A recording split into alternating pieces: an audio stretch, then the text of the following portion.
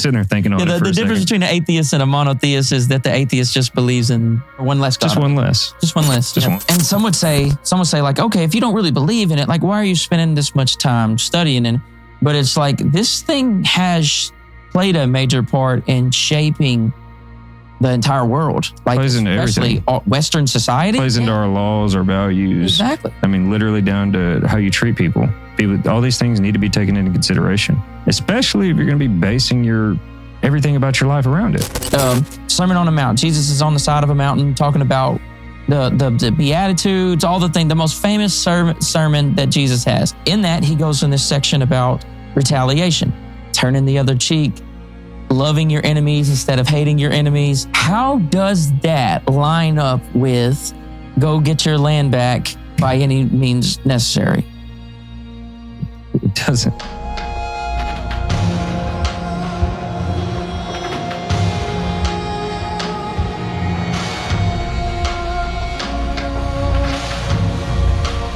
What's going on? Another episode of the Teel podcast. I got my buddy, the Chief here, Brennan Yes, sir. Seifer. Glad to be back. Yes, sir, man. So me and you, we've done a lot of podcasting, Yeah. normally on goofier topics.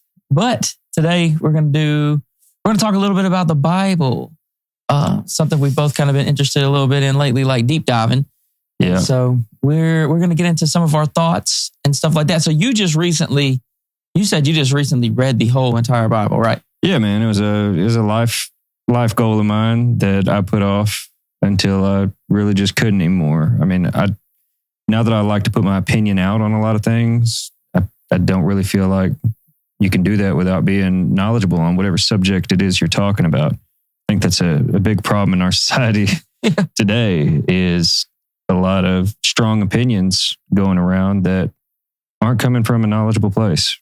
Right. Yeah, I imagine there's Facebook warriors out there that fight for the Bible and haven't read the whole thing. To me, that's crazy. It's That's absolutely wild. nuts. I looked it up. Did you know the percentage? I mean, it's based on a couple of studies, but the percentage of Christians that have actually read the full Bible is somewhere in between 10 and 20. And I think 20 is on the higher end. Yeah. So, No, it's a tough read. It's a tough read for sure. Oh, yeah. It's like, that's what kept me from it the whole how time. long did it take you? About 3 months, I think. Give or take 3.5, maybe. You was really rolling through it then, huh? Oh yeah. Well, it's. Were you reading like a book or were you like on the phone or how'd you do it? No, it was all audio and then test. I would quiz myself over. Oh, okay. Yeah, audio works. I mean, like, I'm an auditory learner, so I mean, if I read a book, my attention span is like 45 minutes, and I can read for 45 minutes straight and then not know one thing that I just read. I don't know if it's an ADHD thing or what, but it has to be auditory. And whenever it's auditory, when something is brought up and I'm pulling from that recall memory, I go back to wherever I was whenever I was listening to it, and I was like, okay, I was grinding this stump at this house whenever I heard the story of Genesis, and I recall. But I'm pretty weird when it comes to that, but I've just found over the years, that's how I learn. Yeah, well, memory is crazy. So, but we'll talk about that later because that is something to talk about. But all right, so what was your initial thought? So you're a Christian, right? Yes. And so, but this is your first time reading through the Bible. Yeah. What was your thoughts? What stood out to you? What stood out to me? Obviously, a big thing is the difference in between Old Testament and New Testament God. That's very controversial. You just said that, but sure. And the biggest thing for me, man, is there's no part of me that I was raised Christian and I got to partake in a few different churches, big differences in worship and the word itself. And I think that the way that man has manipulated these words is what I was looking for the most, And did you find that? Yeah. I mean, it's their opinions. So I found new opinions. Right. There are facts, and you know a lot more than me about the basis of these books, where they came from, the timelines, the New Testament for sure. Yeah, the New Testament, who may or may not have had a say in it. And, that's kind of where I'm going from there. I just finished reading it, but now I'm ready that was the basis. Yeah. We're only at the base have to read level. Things more than once to get the actual. And that's why I got to quiz myself over it. Because that's good. If I take a 20 question fill in the blank quiz and I can get, 18, 19 of them right, pulling straight from recall memory, fill in the blank, that means I know the words. I know the scripture because I can literally finish the sentence. Yeah. If you go multiple choice and I'm getting 10 out of 20 right, so you need to double back. So here's my so let's hop on the first thing, because you just said it in passing and very casually, but it is very debated. You just said the difference between Old Testament and New Testament God. What are some examples? What did you see there that made you think that? What did I see there? Yeah, because here's the thing. A lot of people would claim there is no difference and that Jesus is just the Messiah, and then also he is God. So there's an exceptional amount of violence, in God's name. Yeah. In fact, most of the Old Testament was violence in God's name. Most of it was conquering. A lot of it, there are a lot of shocker moments in the Old Testament, like especially times where it's like, Jacob conquered, this place. They left no women or children. Yeah. That type of stuff. Like sometimes it's like the brothers did leave women and children here. They struck down every man. They only struck down every man bearing arms. It's just... There's that one scene where they make fun of, I think it was Elijah or Elisha, one of the two, because he was bald. They sent a bear in and the bear just demolished the kids. Yeah. It's just... Like, what do you do with that story? Like respect your elders? Is that the message? Like, don't call him bald. Well, and a lot of that continues into the New Testament. Just with Peter and whenever he struck down a landowner or what? And his wife. Acts. Oh yeah, dude, that's absolutely nuts. I talked to Cole about that. Acts, in Acts chapter 5. Sapphira and Ananias and Sapphira. And dude, so like after the church, this was right after the resurrection and all that stuff, and the church was getting its stuff together, they decided to sell all their stuff and become like this big community. Mm-hmm. And it turns out that Ananias and Sapphira had sold a field they had, and let's say they got X price. They came to, or A price. They came to Peter with B price, and they had kept a little to the side. And the wife wasn't there. It was just the husband. And so basically Peter was like, you just lied, not to me, not just to me, but to God. And pow, struck him down. The wife shows up later. She don't know her husband's dead. And he asked him again. He's like, how much did you get for the land or whatever? She went with the lie. Yeah. Some would say you want your lady to lie for you. In this case, sounds like not paying your taxes to the IRS. Yeah. So it sounds like. Yeah. So they both kicked the bucket, and I guess they got the money. But anyways, you know what I'm saying? So I do get your point. There is a lot of like, whoa moments throughout the Bible. Like when did, the questions that popped into my head were, yes, for once I'm trying to just become more knowledgeable. I was already really firm in my faith. For one, I was firm in my faith of God. Like, you can't change my mind that there's a greater creator. Yes, I'll take anything into question and consideration. I'm not going to be hard-hearted on hearing somebody else. When you say you can't make me question my faith in God, are you saying like the Christian God, or that no, I'm saying God. Make me question my faith that there is a God in general? A creator. Right. Yes. Okay. Yeah. And there's a lot of debate on everything. I think all the gods from the major religions. Put them in a cage match. Let them duke it out, brother. No, I think we're worshiping the same great creator under different deals. But what about do you think that different deals point to? There's some. Because the different deals, they don't like each other, and they're saying contradictory things. So like, somebody's wrong. Are you thinking that is a man-made part of it? What do you mean? What's man-made? So like the parts that say, because like if you see in the Bible, like don't worship any other gods before me, or all the commands to like put God first. And like, so it seems like in Christianity or Judaism too, which Christianity is a branch off of Judaism, which is just what the Israelites believed and all that stuff. If we have to get into that, we'll get into that. But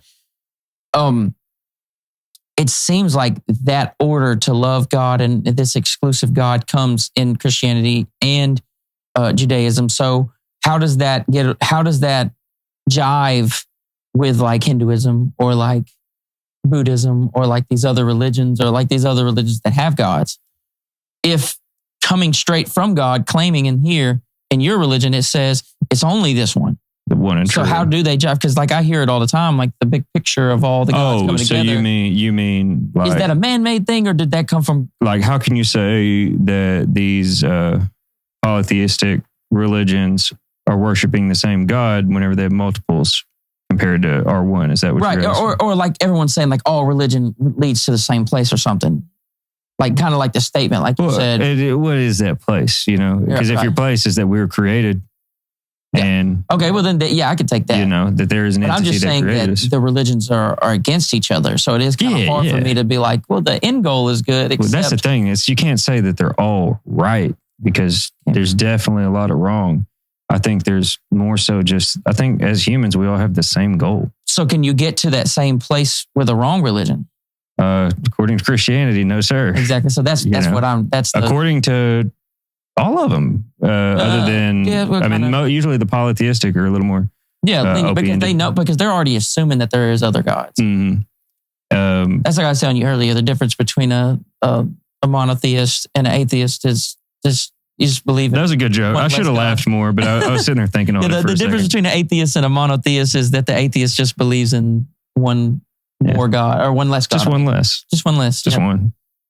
But it matters. It matters and it matters to a lot of people. And so it's like, for me, like I approach this agnostically because like at this moment, I'm unconvinced of the Bible specifically.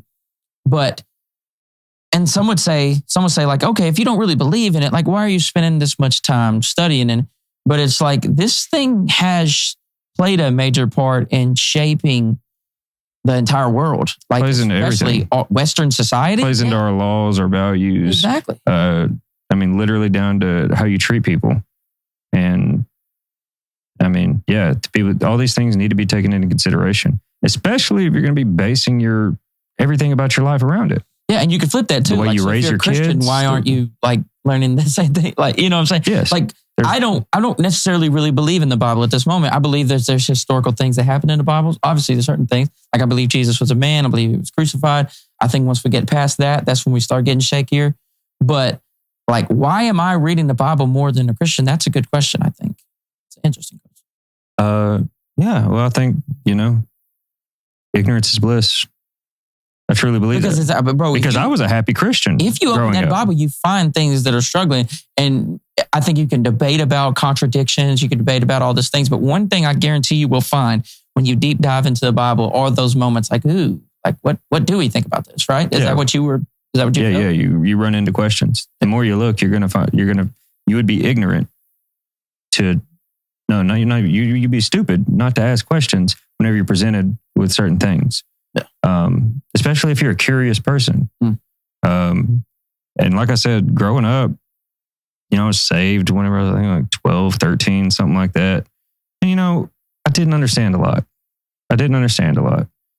And, but I would consider myself a happy Christian, like for what I knew, for what I knew. Like I would even go try to tell other people about it. Be like, this is the way. This is how you can, you're having a terrible time in life. You feel like you could do better. You're looking for a sense of purpose and fulfillment. This can get you there. And, that's where I was. And until I seen how humans manipulated it. Which is what really made me think, well, what are we using this for? Like, I understand that. Oh man, it's been used for bad. It's been used for some good. We can't like I'm not one of them dudes that are just like, look what those Christians did in this era. How could we do that? I'm not like that, but like, bro. Well, most modern Americans, you're using it to base your values around and your life. Your politics. Well, that's kind of like no choice now. Yeah, like, you have to. You have to. Like now, you're left or right, you're conservative, liberal, you're Republican, Democrat, and these values are split in half. I've got some interesting views on how you can flip that on his head, but we might get into that later. We start talking back to politicians. Because do we really believe that Jesus would be a conservative? But anyways, that'll be later in the deal. So if you want to keep watching and hear me say something wild, keep going later, because there's actually an argument to be made, but it's they're not going to like it. But anyways, we'll get there. Well, that's the thing. Nobody is going. You can't turn this episode on right here and agree with everything that we say, unless you are just right on par with what we look at, and that's unlikely. Because even conservatives disagree with other conservatives. Oh, no doubt. Liberals disagree with other liberals. Those people dead center in the middle, me and you. We can, we're on Addicted to Arguing. How many things have we? Oh yeah, we've definitely. But I think that's the beauty and the freedoms that we're giving, right? As far as free will and humanity goes, and free speech and in the government. I mean, we can talk about this, and we should be able to do so without fear of, I guess canceled. Being canceled. Oh, no, I don't believe in canceling. I mean, the fact that people can dislike me, but the thing is, people are going to dislike you anyway. Yeah. You don't have to give your opinion for people to dislike you anymore. So. I just try to study enough to where it's like, let's say we engage in some type of discourse, hopefully good, positive, like exchanging of ideas. But like, I'm not going to be stupid. I'm not going to look stupid. I'll at least have and that's the thing. I'll at least have the thoughts thought out. You know what I mean? Yeah. Whether they're right or wrong. Dude, you've done more. You've done a high level of research. I have not. Okay, so I'm gonna go ahead and say that. I would say reading the whole thing is a big step, though. Yeah, it's a huge step. I mean, the top 10% step, if you think about it. Yeah, it's because you're putting forth the work that nobody takes the 3.5 months to do, but you will take your whole life to even potentially scrutinize others on the way that they live. Right. Like, well, if we're gonna live a solidified life just based on this book, know the book. I don't know the book yet. Like, I can honestly say I've read all the way through it. I've done a couple tests here and there. I'm like, dude, I'll go back to a full book and draw complete blanks. Yeah, there's like some of the prophets at the end of the Old Testament. I couldn't tell you much what happened. It takes years to do it, and I would say it takes a lifetime to figure out. So let's hit a couple hot ones in the Old Testament. Then we'll talk about the New Testament. I have a lot of thoughts about the New Testament. I have some broader, more general thoughts on the Old Testament. So just things that stick out to me, not necessarily problems, but like woe moments. Like we said earlier, there's times when it does seem like God is like, hey, go get that land back, do whatever necessary, take the women, take the kids. And it's like, that is a direct order from God. And so like those soldiers can move through, wipe people out. If they see a lady they like, take the lady, kill the kids. Like, I mean, that's tough. It's crazy. That's hard. And so what the problem is that like with that is that like, okay, we could take that to today's politics. And that's what I think some people do. And they say, well, if you want to take a land back and you want to do whatever necessarily possible to do that, they could look to an example in the Old Testament and be like, look, when Israel, when God wanted Israel to take something, they had his blessing to go get it done in any way, shape, or form. And so, well, that's the manipulation of man that we talk about. Yeah, it's that. Well, I mean, God told him to do it, though. Well, it's that So what's different? We have one situation. You have one situation in your personal life that you need to say, well, Jesus would do this. Yeah, but then you got, Jesus would turn the other cheek. But then you got another separate situation over here, and you're like, well, if God had this wrath for this reason, I can have this wrath for this reason. Yeah, I think that's you're hitting on a big point.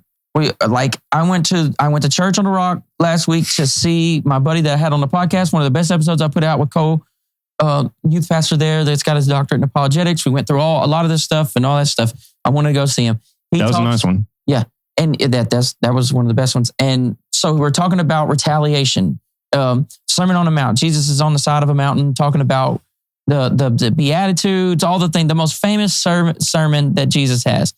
And in that, he goes in this section about retaliation, turning the other cheek, loving your enemies instead of hating your enemies. Mm-hmm. Things like that. How does that line up with go get your land back by any means necessary? It doesn't.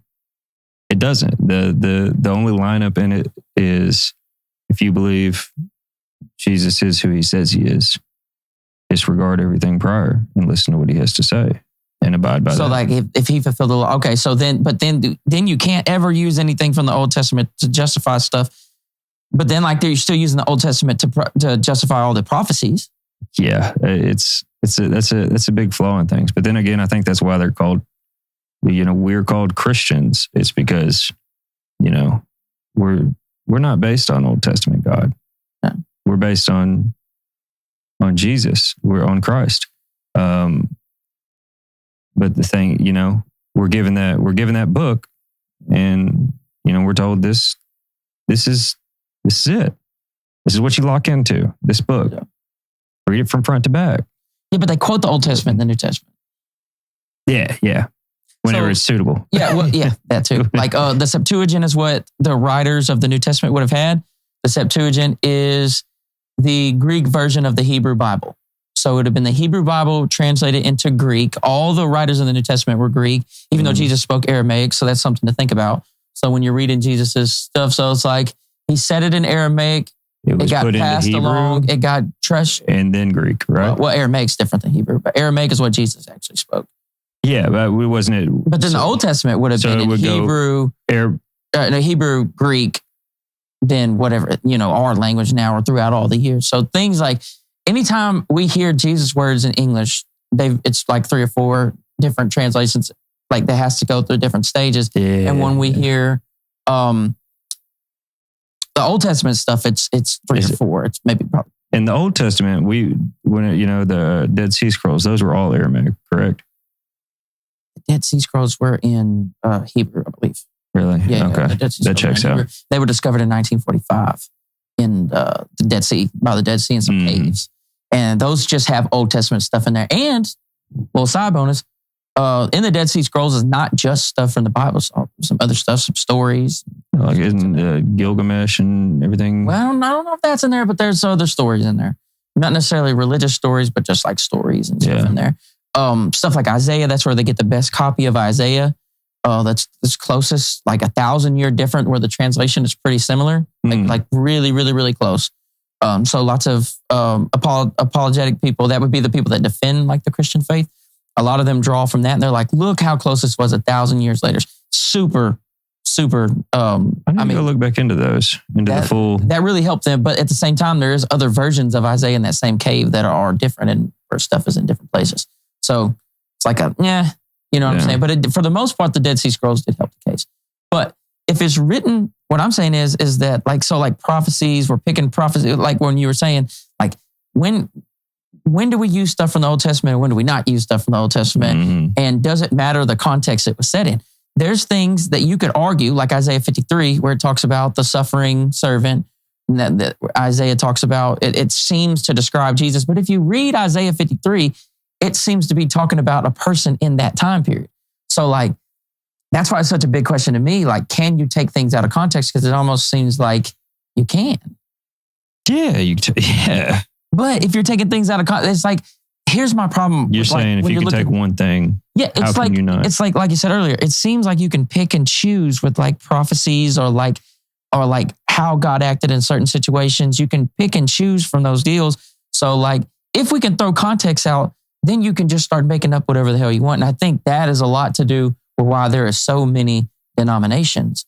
It's because you can just say every pastor, every priest, they, you go there specifically to hear their interpretation. They're all interpreters. Yeah. Well, I mean, like I was at the service the other day, and nothing against him, but he had a lot of the Bible in there. I want to say the week before I went to church, the whole message was probably 45 minutes long, and it was over 2 verses. And they threw in a couple more to kind of reinforce the idea, but a 45-minute talk on 2 verses.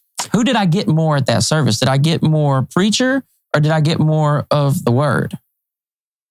I would say it's definitely more preacher. Right. You know, and I understand the preacher's job. The preacher's job is to get the context, and really expound on that stuff. Put it in a way that it sinks in, it sets in. But I think everybody just needs to understand that you are always taking in somebody's interpretation of it.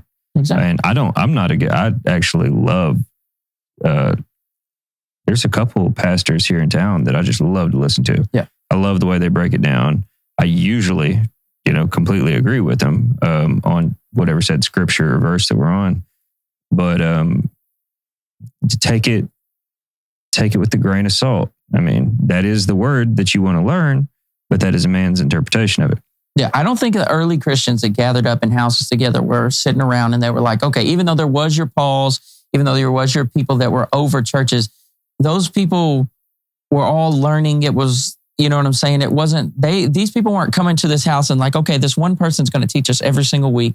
And he's going to be the main one, or, well, I guess it can't really be a she because all the verses about women not being able to do this and that. What time period are you discussing right in now? the New Testament, so early church, as far as like, because we post Jesus though. Yeah. Okay. You would never call anything before Jesus the church. I don't think you wouldn't do that because that's not what that is. Prior to that, it was they were being like synagogues, and they would the Jewish worship, in the temples, and they would just because that's Judaism, and it is important to note once again that that Christianity is a branch off of another religion. It's not a unique religion. Yeah, you got to be careful with those, those comparisons because in a lot of ways, Jesus was a Jewish teacher. So Jesus was born somewhere around AD like 0 or 3, and he died somewhere around 30, 33.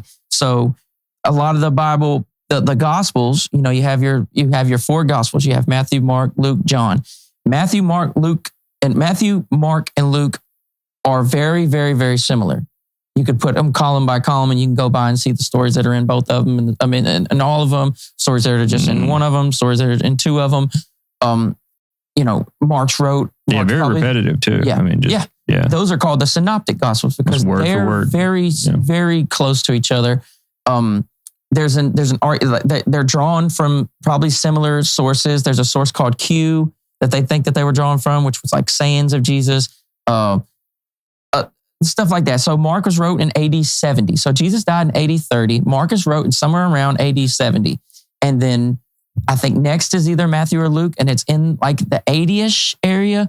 And then John could be all the way from like early 90s to like early hundreds where John was writing. And John's the last one. John is a lot different, right? John is the one that's like real theological. It's got all these extra things in there. It's got stories that are not in any of the other ones also, like that's where I noticed the break. That's one of Jesus' most famous miracle is water into wine. It's only in John, the latest gospel. It's only in John, huh? Only in John. Yeah. Oh, nice. So I didn't know that. Here's my thoughts. Here's where I get skeptical. Here's why I think that you can learn from the Gospels, but why I personally think that you can see a development of the Gospels and the styles and different goals that they're each trying to reach as they're writing them.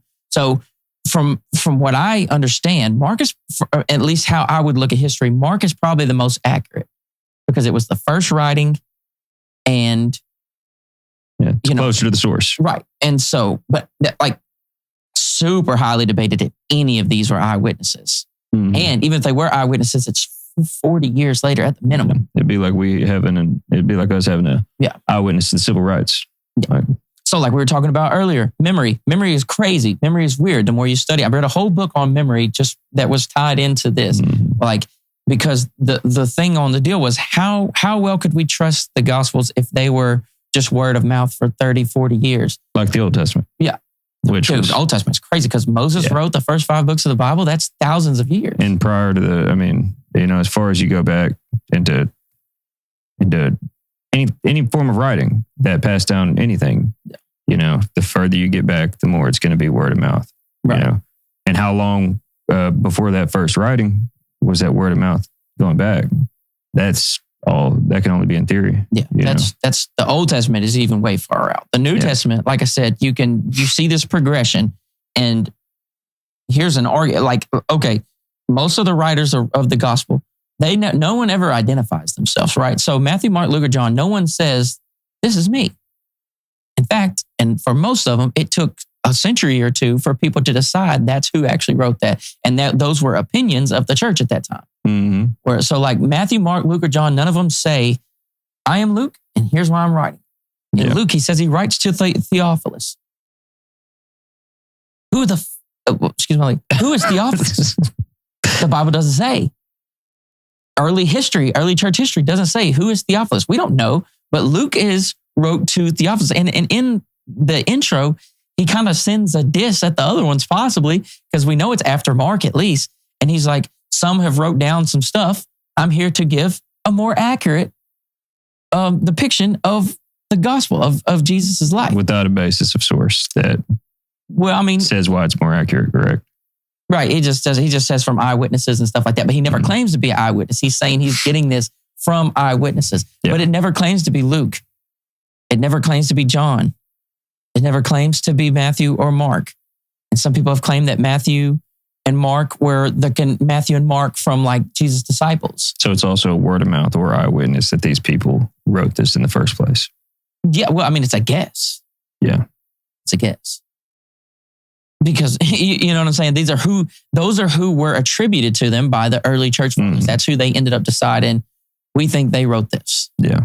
It's different with Paul's letters, at least some of Paul's letters, because Paul's writing in the 50s. So like if I lay it out there, Matthew, Mark, Luke, John, AD 50 or AD 70 through AD 100, ballpark area, give and take. You know, the Christian is going to take the earlier one and the atheist is going to take the farther number in everything. So just expect that. Somewhere between 70 and 100 seems like the Gospels wrote.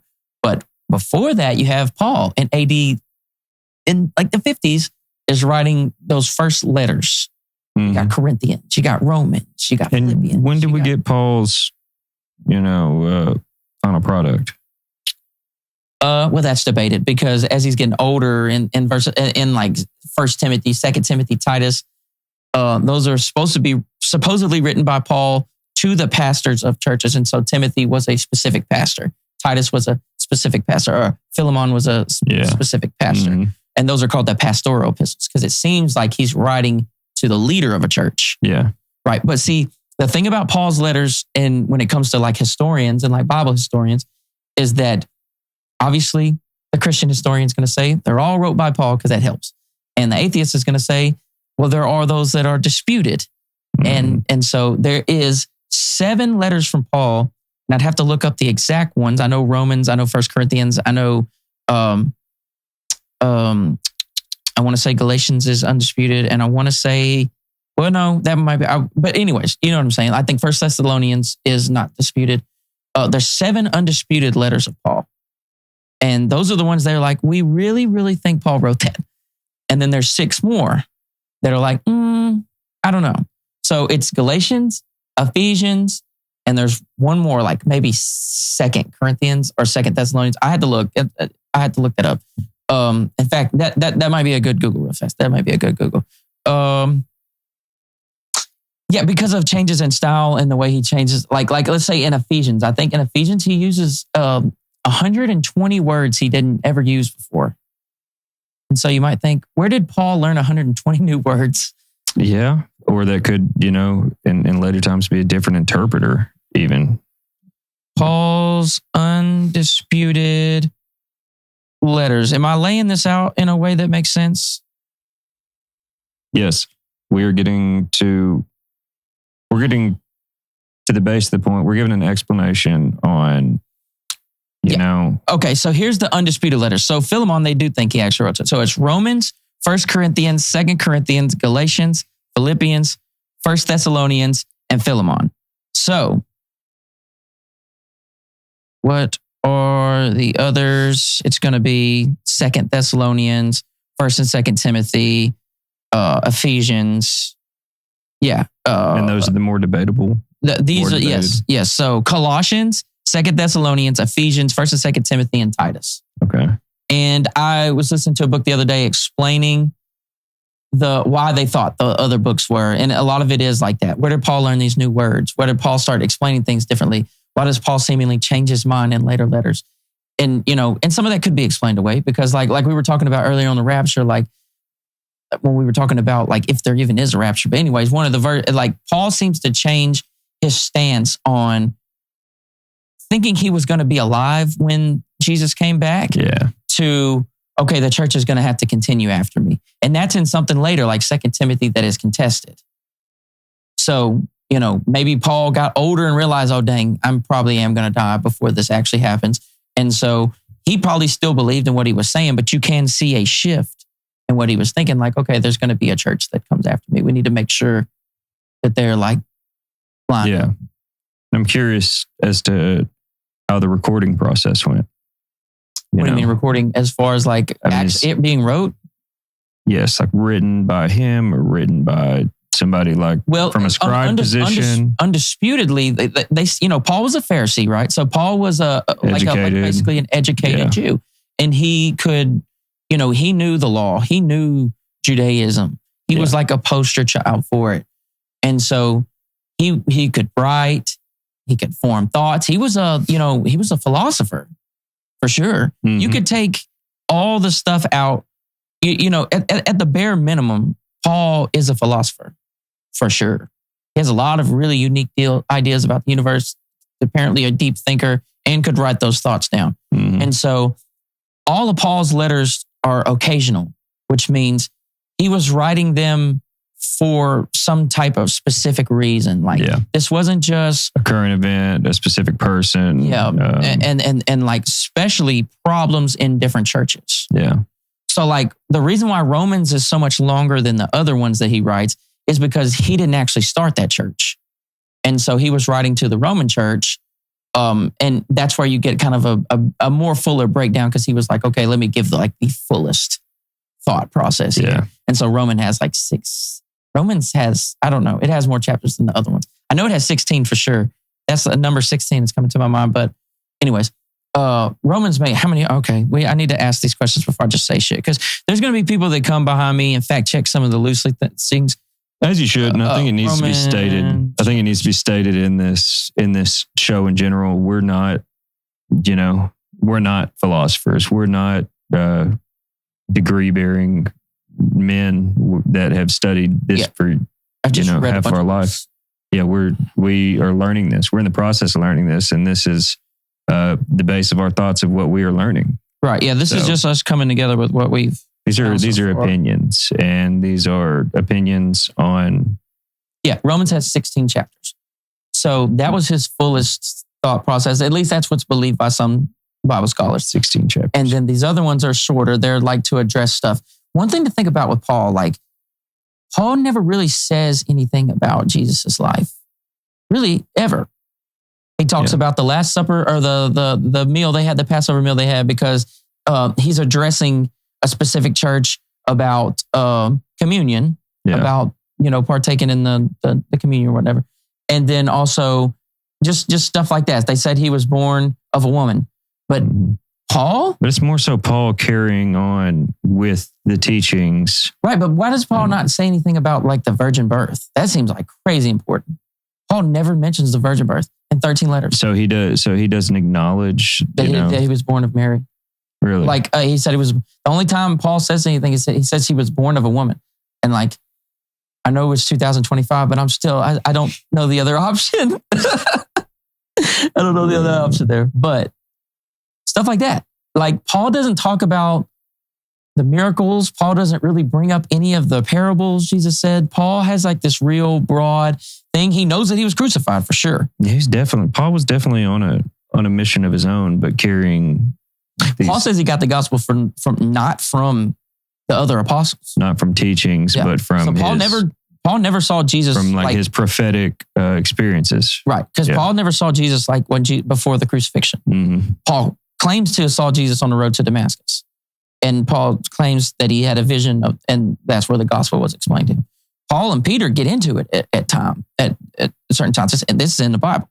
Understandable. Yeah, seeing that Peter was firsthand co-leader sitting here with the actual. Well, Jesus calls Peter the rock that the church would be built on, and then if you go to a church today, it seems like Paul is the rock that the church is built on. That tracks. Well, but like you said, I mean, these are two men that are trying to carry a message, and one of them being firsthand experience. Yeah, because Peter was there. But the other being an educated man that's probably a little more capable of communicating. Yeah, so he probably wrote more because he was more educated, where Peter was a fisherman. But the reason that we're discussing this in general is because where do these men's teachings come from? But I feel like, and I think all of that should be taken into consideration whenever you're soaking up this message. Right. Yeah. So Paul, I believe, was right. These letters were written down by Paul, at least the 7 undisputed ones for sure, and sent to these churches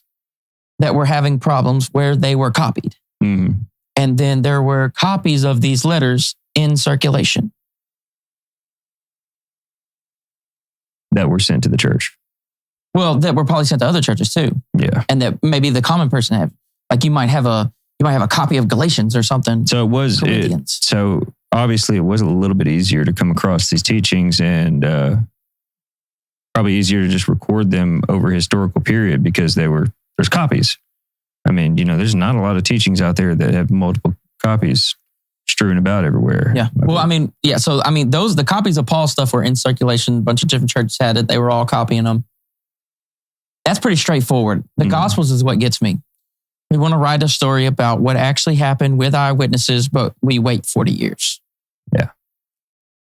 And then we don't know the authors. We can guess the authors. They seem to be... Basically, it's being published under an author's name. Yeah. Then there's crazy stories that don't make it into the other ones. And then there's Luke's insinuation that he's going to make a better account, which would assume that there's another account out there and that he's going to make a better one. So what if he had access to Mark and was like, I'll make a better one than this. Yeah, and I'll write this to Theophilus. Let me keep this, pull out these couple of things because they're questionable. Right. And I guess that's good that we get all of them, in the end. Maybe, or maybe that proves that they are changing things in order to deal with the response. So like, let's say Mark hits the ground and people start getting a copy of Mark. And then eventually you're going to get pushback from the people that don't just go, oh yeah, that's got to be true. You have the people like me that go, let's think about this for a little bit. And then they have a problem. Yeah, where'd you get this info from? Maybe you fix something in Matthew, or maybe you fix something in Luke that was a problem in Mark. And then maybe you fix something. By the time you get to John, you have all these problems that have been brought to the table. And there's all these theological debates. So then you write down John, you could say, now it's time to solve all these problems and make sure we know. In the beginning was the Word was God, God was with the Word, and all that. I said that wrong, but that's how John starts. Mm-hmm. John starts with let me tie all this up. And you know what I mean? Let's leave no room for error and address it all. And which when I asked Cole this, I couldn't get an answer from him. Which part? When I tried to lay that out like that, he was just like, I don't understand the question. And then I have talked to other people. What is the question? The question was, could the Gospels have over time been wrote out to solve problems in the previous Gospels, or to solve the problems of the time, theologically? Yeah, well, don't you think it should be?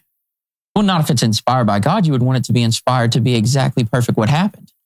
Well, So do you think when you read the Bible, did you think all those words were inspired by God, that they were 100% perfect? No, what I took from it is that, okay, whether it be multiple eyewitnesses, all 4 of these general accounts are stemming from the same place.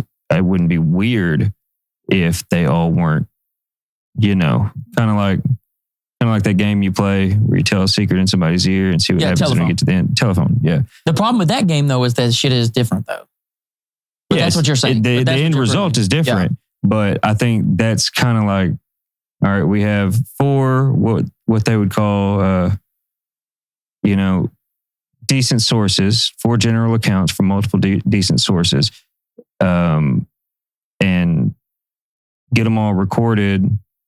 And in the end, multiple same accounts that you could probably, put a little more hope and faith into than, maybe one that was only mentioned a couple of times. But my whole point is as you go and the time period continues and you do address things in earlier forms, I think if there is more information, then there definitely should be more information added. Right. But okay. So you're saying that you feel like men wrote it trying to tell the story the best. Yeah. Yeah. That is a belief. That is a controversial belief. I think that's my thought on how it should be. If your end goal is having the best recording of this knowledge over a fair amount of time, if it can get better, as long as they are based on, valid sources, then all information should be taken into account. Right. But if the accounts are a little different.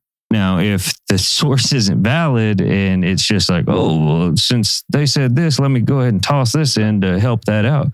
Yeah, that's you're working. So there's a belief and I think this is still a newer belief. This is still something that happened later. Kind of like when we went, like earlier, we were talking before off camera about the rapture and how we can get into that later, but I think that is a later belief that came later.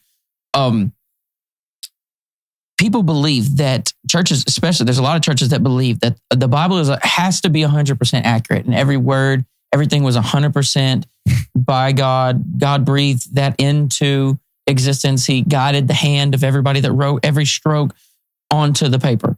Right? I think that's kind of, I think that's a lot, bro. That's a lot to attempt to take in whenever you consider how many men, how many translations, how many languages, how many. Well, I think they're not talking about translations. I think they're talking about the actual guys when they wrote it. But then you got to think about it. Like, if translations does matter, because if you're being if Matthew, let's say, is being inspired to quote something, because Matthew's does line up a lot with the Old Testament, and it has a real Jew feel to it because it's trying to tie back to Judaism. Mm-hmm.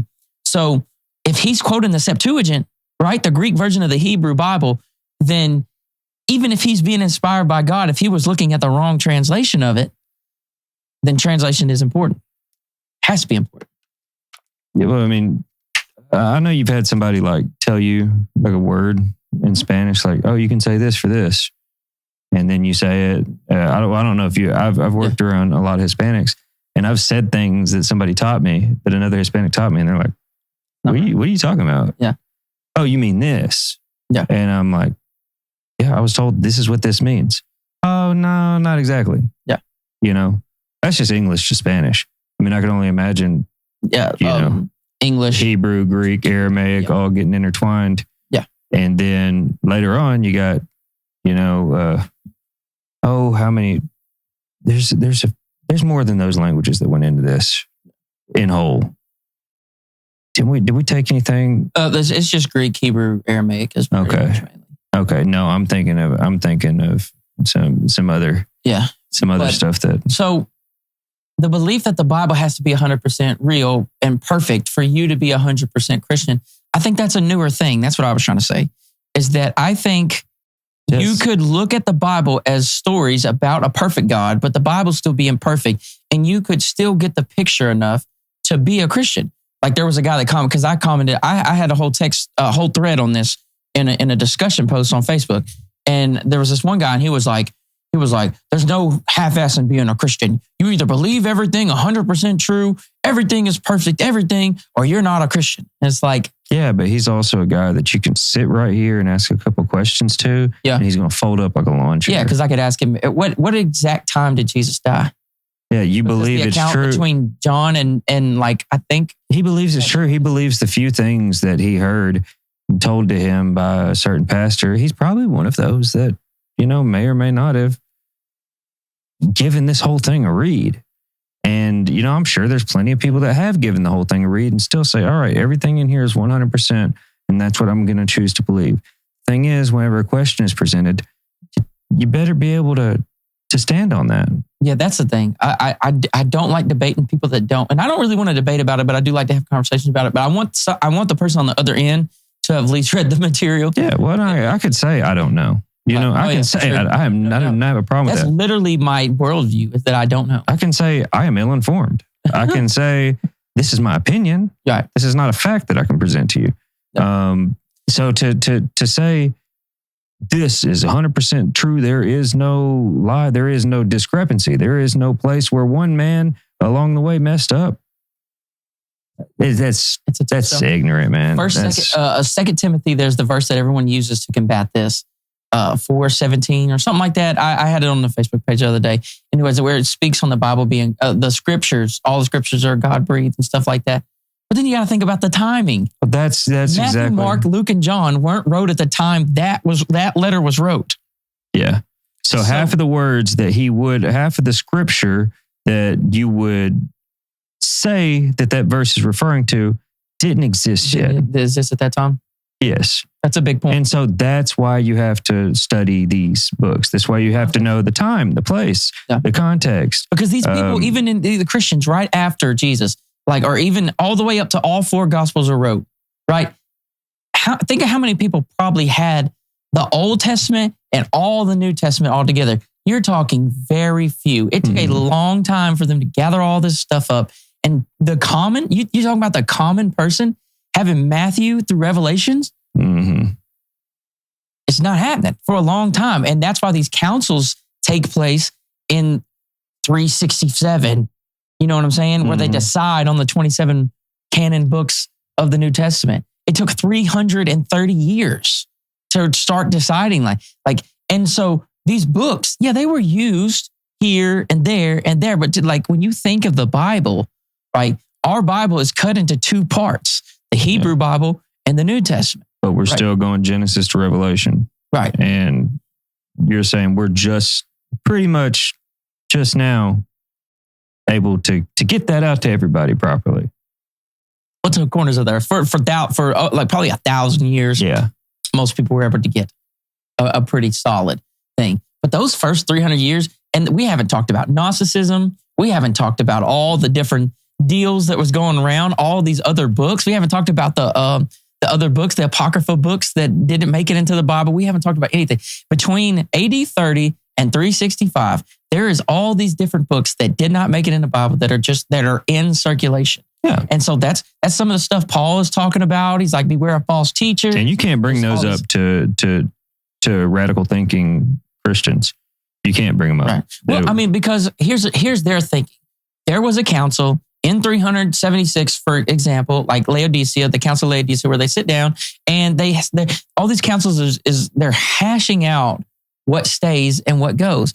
And so a council of men. Of men, 100% of men using discernment from the Holy Spirit is what people are hoping is happening to pick which one of these. Like when Paul wrote a letter to Colossians, to the church in Colossae, did he think that was going to be the Bible? No. He was writing a letter to correct these people because all he cared about in that time was correcting that church. Does this council consist of how many members did it say? We can get into so however many members of this council are they all consisting of Paul level prophecy? So can you hold later, that? And they would be Catholic at this point, I believe. But even that's controversial because the Catholics believe that it's been Catholic the whole time.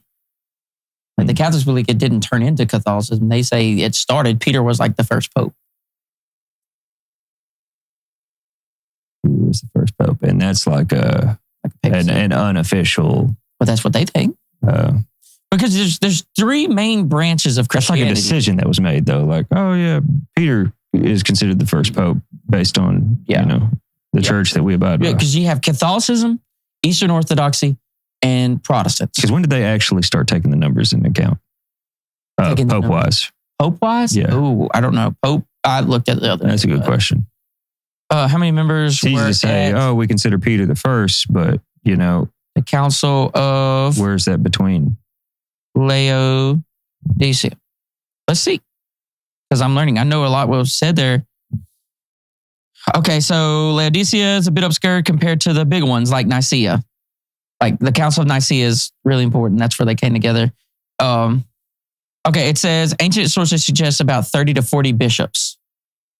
So 30 to 40 pastors came together and made a decision. That's a lot of perfect-minded prophets to put your trust into. And anybody reading the New Testament is trusting that those couple of councils pick the right ones. Yeah.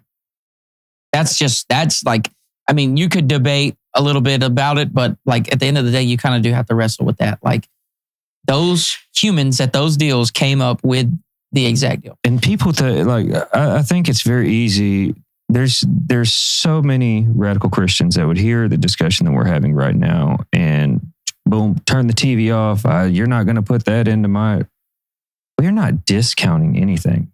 Like we're truly not saying take less heed in this. I might. If oh yeah, you might. I mean, I'm not saying take less heed in it. I mean, if I read it, I'm saying, and it makes me feel like I should take less heed of it than that, then maybe I do feel like that. But I'm not out to like deconstruct Christians. That's not the point. I think a very radical minded Christian is going to do more harm to the basis of the religion than a lot of people. Well, that's interesting because it feels like if you really lock into Christianity, it is radical though.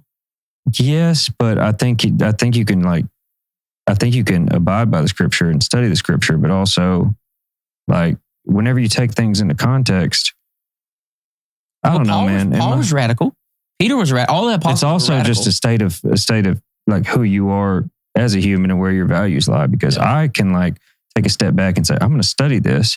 I'm going to do everything I can to abide by this. But the basis of my religion is, to follow Christ, and I'm going to do my best ability to be Christ-like. I'm going to try my best not to blaspheme God, and I'm going to attempt to follow the golden rule. Let me ask you a question then. If you want to be more Christ-like, and you feel like Christianity is wrapped up in being more Christ-like, right? Besides like the salvation element of it, right? Like as far as personality traits. Yeah. Then you would want to read Matthew, Mark, Luke, and John more than Paul, right? Because Paul doesn't actually talk about that type of stuff. Yeah, firsthand accounts and yeah. I mean, that's where, there's a whole debate that Paul hijacked Christianity. And you can like... very controversial to say. I'll say it, I don't give a damn. Like, because he's obviously studied into it. And there's parts where it seems like Paul and Jesus' message were slightly different. Jesus told that one guy, the guy came up to him and was like, it was a rich guy. He was like, how can I get into heaven? And he was like, sell all your possessions and follow me. Better chance of camel getting through the eye of the needle. Right. But like, where is that same discussion in anything Paul says, where Jesus just tells him, sell all your stuff and follow me? Wherein Paul would say, you could sell all your stuff, and then go follow Christians and go down that path. But if you don't believe in the resurrection and that you're saved by grace through faith, then that same guy that sold all his possessions still wouldn't be saved, right? Because argument there. Yeah, I've always taken that in, like, I always had that little thought, like, where's the difference between, how Jesus just, was, how do you put it? He was capable of giving salvation. Right. But, I suppose like it's after the death where it has to come into play. Yeah, well, this has to be. Yeah, because that is the thought. Like, how could you teach the cross if the cross hadn't happened yet? Yeah. That is probably the kickback. It's more like something that was understood beforehand, right. That you are following me and you are given salvation. My question is, why does Jesus make it so difficult to like understand what he's saying? Like, if it's supposed to be so plain, cut, dry, everything's 100%, it's so right, so perfect, it's so confusing. Like, we had a whole conversation earlier about the rapture where two words could mean completely different things depending on how you looked at them. Then how much did he work in parables too? That's what I'm saying. The parables, like that story that people are taking to use for one thing, if you read that parable different, it has a completely different meaning. That is not the easiest way to do things. And that's, there we go. There goes back to translations and it's certain word meanings. I get thrown out of whack a lot of the times just by seeing the original Hebrew word and then how that word can potentially be translated. And then you're restructuring sentences completely, Yeah. And that's part of the studying that I said I think everybody needs to take into account. If there's something that stands out to you, if there's something that you're like, oh, I think this might be the answer to my question. This might be something that I need to live my life by right here, this specific scripture. You can go break it down word for word. Hebrew, or read the different translations. Hebrew to Greek, Greek to English. I get that. I have the app on my phone that lets you just scroll between the different versions. I think so. And I think a lot of books would do the same. Yeah, you need to do that. And you might end up with 10 different sentences from this one. There's a philosophy behind it. There's phrase for phrase interpretation to where like I say, you butt dialed me. And so then I would go in and I would try to explain what a butt dial is in what we would understand it to be. Yeah. But then there's word for word. Word for word. You say like booty call. I think it's weird. Yeah, because like think about the difference between a butt dial and a booty call. That's two different things, brother. Never butt dial on a booty call. Yeah. But I mean, call and dial is similar. Wrong podcast. Butt and booty is similar. So I mean, but I'm just saying that's an extreme example of how two words. And that's where you have to take it into. And you know, if you're a Christian that goes to church, you've got a solidified pastor that you like to learn the word from, take it to him. You know, I would say if you can't do that, if you can't take it to your pastor, it's probably strange, yeah, and try to be like, hey man, help me figure this out. I think this can be interpreted in a lot of ways, and I want to sit down and find out which way I do believe it to be interpreted. Yeah, I've been reached out to, bro. By people. Oh, by people, like on specific scriptures and whatnot? Well, not even that. Just, I've been told. Like asking opinion? Well, no, I've been told to stop. Oh. For making people question? Yes. Well, I think, Had some interesting DMs lately. And man, your goal is to learn. Right.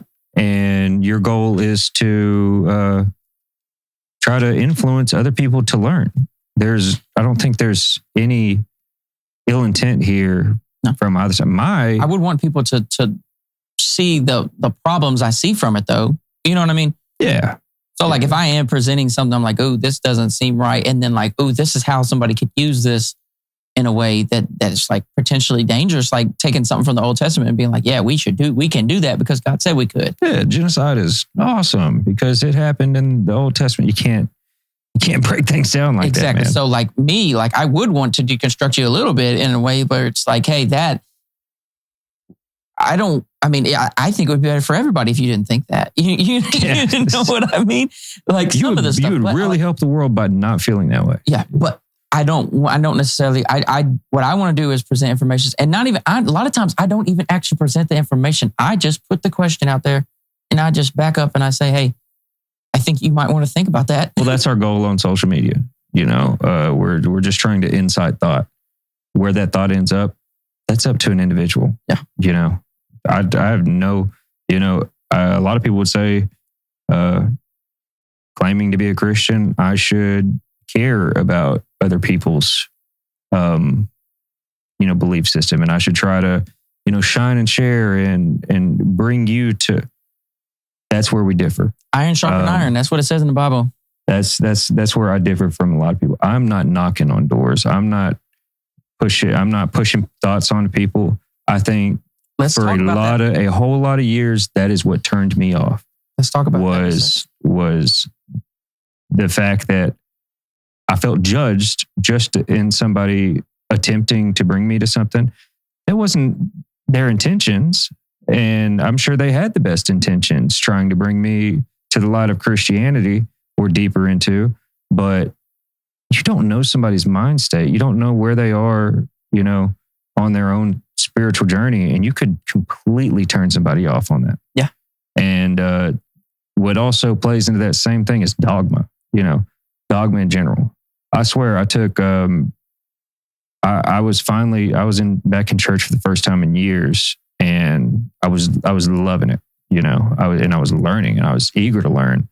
And I took a friend, went with me, and he left crying. He felt really inspired. He felt moved, and he felt like he could help, get to a different place in his life. We go back the next Sunday, new lessons, whole new, what's the word? What do they call it? It was a whole new message. A whole new message in general. Yes. And it was heaven or hell. Boom. He never went back to church again. I don't know if that kid went back to church again. Yeah. Because I'm telling you, we got in the car and he said, Brennan, he said that scared me. He said that, and like, it wasn't like a good, I need to look deeper into Christ type of scare. He was like, man, he's like, there's a lot of these things that I can't think about. And some would be like, oh, well, that's a weak-minded individual. That's the people that you need to take deeper into it.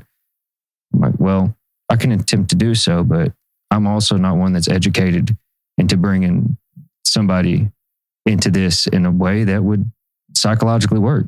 Yeah, that's not like a scare tactic. Yeah, no, scare tactics don't work on a lot of people. A lot of people will make them close the door. Relationship with it. They say it's a relationship with Jesus. Yeah. You cannot get, I don't think you can be in a great relationship with somebody if there's this fear hanging over it. And you want to be in a relationship because you're in the relationship. Or yes. That's what you're pursuing. And people talk about a fear of God. And I think that, I think that in itself means something else. You know, respect. I think it's a respect for like God. Reverence. Yeah. I think it's a fear of knowing you're all capable, you're all giving, and, you know, I am in service to you. I don't think it's a thing like, oh, I'm not going to do everything just because I fear what you'll do to me. That's how some people look at it. That's how some people find success in living their lives. That's not my take on it. And I will say, as far you can call it God, you can call it karma, you can call it what goes around comes around. I don't care what you call it. But I have found whenever I do terrible things happen to me. Right. Should that be the fear of God? I don't know. I'm not one to say. But I'm saying scare tactics can absolutely send some people running the other way. Yeah. Here's something I was thinking earlier when you said, you know, the Christians have been persecuted throughout time, obviously. They've done persecuting themselves before. I guess, I mean, just like even like the Crusades and stuff like that, which some people argue that they were. Anyways, I don't want to go down that rabbit hole. But what I'm saying is that, like you're saying, how in their face they get. I think it's tough for people to feel sorry for you. Like when you say, oh, we're so persecuted, all people hate us. People always have a problem with Christianity. All these things, it's the most hated religion. You know, all the stuff that the Christians say all the time. And they're like, well, but here's the thing. At the same time, a lot of these people are out sharing the gospel and being in your face about it and jumping on posts and doing all these same things. So it's just like, am I persecuting you if you start the conversation? So like if you hop on one of my questions and go, it's this way because God said so. And then I would say, okay, well, then I just give my answer. Okay, well, practically, here's what I think, you know, from this angle of it. Well, it's this way because God said so. And I'll be like, well, just because you're saying that doesn't make it true. Oh, people always attack Christianity. It's like like sometimes they are inserting themselves into these situations with truth claims. And then if you hit them with a different angle of it, like it's persecution. That's not persecution. Some would say you're the devil himself. Yeah. Well, persecution is happening in other countries where they're legitimately killing Christians for that. This is you getting uncomfortable by being challenged by other ideas. And that's truly what I think happens a lot here. Well, it's easy to call being challenged by others' ideas is, you know, you can't bring me to question my faith. My faith is strong. I don't think that's what challenging ideas should do. You shouldn't question your faith. You should question what's at hand. The idea. Yeah. Like I said before, my faith can't be shaken. That's between me and God. The word is how I may learn or strengthen or answer questions that I have. But my faith can't be shaken. So I can listen to your question. I can give you an answer. I can attempt to learn either side of it. I could do whatever. I could go read a book over a whole other religion. My faith is not going to be shaken, you know? Yeah, I do think there's the hardcores out there that wouldn't even want you to read. Like, no, that's exactly what there is. When I was in peak Christianity, bro, I thought that if I opened up the Quran or something, I was about to be cooked, brother. Well, some would say that's blasphemy in itself. You know, some would say that is, you know, the epitome of looking to another God or and you know, that's call it context. It's open to interpretation. And I think that's how could where you understand the Middle East without thinking about how, like, especially now, like, how can you know things if you don't study them? That's like a real deal. Like if we're afraid of the Quran, then you can't know anything about one of the biggest religions in the Middle East and one of the fastest growing religions in America. Yeah. And, you know, if you don't know anything about Judaism in general. I mean, it's kind of half the story of Jesus. There you go. That's a lot of what we stem Jesus from.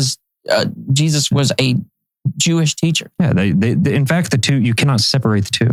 You can't have one. You can't even separate. You barely can separate.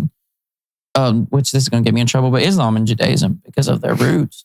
Yeah. I mean, they're both. Did you read that? Gods Did you read Abraham. The book? That was really good. It's all comes from the same spot. And it was by a college professor, and it was very unbiased. It was clean cut. It's a good book, bro. That was the one that was the first book I read that got me started wanting to read more books like that. And you know what? That's really at the end of that, learning the different origins and processes of 3 different religions. Not one part of me said, "Oh, I don't know about my God anymore." No, not at all. I literally got the history of, just 3 different religions. It was literally like me reading a story. And I don't know, man. Like I said, the more radical Christians would say this whole conversation is a sin in itself. And that's, we're Americans. Good, now we're all together. You can say what you want. Yeah. I have no ill intent, and I will present it in a way that if anybody wants to come to Christianity, there's way more educated people than me.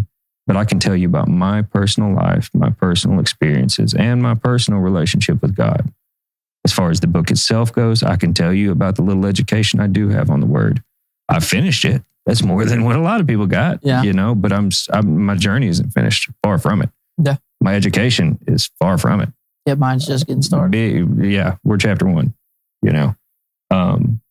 But that's been the thing. I've talked to a lot of people about God, and I've had multiple people come back to me and say, "I want you to know, I think what you helped me with changed my life." Yeah. And I mean, there's nothing more you can ask for. That's like, we're both music artists in the past, and there's nothing better than somebody coming up to you and say, "I loved your music. It helped me get through a tough time." Yeah, that's the shit. And I take it as the same way. And somebody that's a little radical in their beliefs as to say, "Oh, well, you're missing the whole point, or you're blaspheming," or, like I said, you might be doing a little more harm than good, right? Especially for the religion itself and bringing people to Christ, if that is your goal. Yeah. Again, that's not my goal. If I can help you with that, I'd love to. But I think my goal is my personal journey. Yeah. I think altogether, we've hit some good points today. We can do this again. I hope that this may be the first of a couple, so I loved it. And hopefully it helps somebody out. Yeah. If it pissed you off, by golly, we're sorry. Somebody's not happy, but every single sentence can be broken down. But this is, like we said, my last disclaimer. I know I said things wrong. I know I debated things, and maybe I said them confidently because of the sources I get my stuff from. Said them confidently. It's just I'm learning, and I don't claim to be an expert. We're 2 dudes having a talk that we would have off camera, on camera, in hopes that maybe another random dude out there might find help in it, in some way, shape, or form. So that's good, man. Do with that what you will. Yeah, it's a different type of vibe from our normal vibe. Where we're if you don't like this, come back for the funny stuff. It might suit you a little better. Yeah, that'll be a little chill. We made it, and I gotta go eat. I'm starving, dude. Dude, I got a fat sandwich waiting on me. And we just thugged out a nice little sauna session, so I'm there, bro. I'm cooked. I'm done for. I'm probably gonna nap after this hoagie. Is a hoagie a proper term? It's a sub sandwich. Is that the same thing? I can't. My brain is going. We appreciate y'all for tapping in. My new show is coming soon. It's going to be along the lines of this, but it's not going to be quite so. I was a little bit more blunt and a little bit more that today than I probably will be on there, because I'm going to try to give every religion a fair shake. You know what I mean? Yeah. And the religions, cults, political parties, groups that had power, past, present. You want to be the platform. No. As you should. Yeah. And so my goal, my new mission statement, my last one was to have cool conversations with cool people. My new mission statement is to learn and then hopefully get people to learn with me. So I just want to learn as much as I can and get people to learn as much as I can with me. So that's the new goal. think we got a good start here. Yeah, this is cool. All right, y'all be blessed. We'll holler at y'all